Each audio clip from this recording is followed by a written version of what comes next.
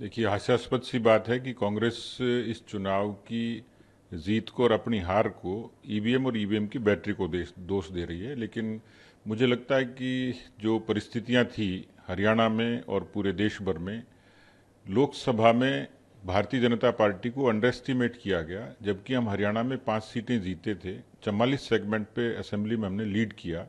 14 और 19 के परिणाम भी ये कहते थे कि भारतीय जनता पार्टी के लिए हरियाणा में एक निश्चित स्पेस है और हम निश्चित रूप से आज एस्टेब्लिश पार्टी हैं।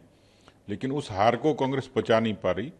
लेकिन जहां तक हमारी जीत का प्रश्न है, संगठन के नाते उनसे अव्वल थे, प्रबंधन के नाते उनसे आगे थे, अभियान में हम उनसे आगे थे, स्ट्रेटेजी की रणनीति के तौर पर भी हम कांग्रेस से कहीं आगे थे। तो कुल मिलाकर ये जो जीत थी, हरियाणा की जनमानस ने भारतीय जनता पार्टी के संगठन से लेकर विचार तक को एक तरीके की मोहर लगाई थी।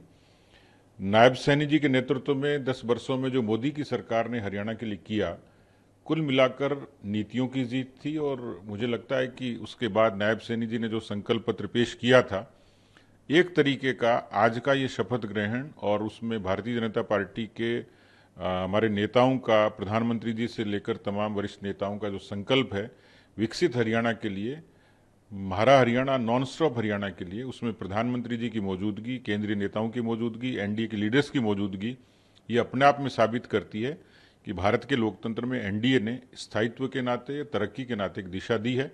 और इसके लिए मुझे लगता है कि प्रधानमंत्री नरेंद्र मोदी जी अभिनंदन के पात्र हैं।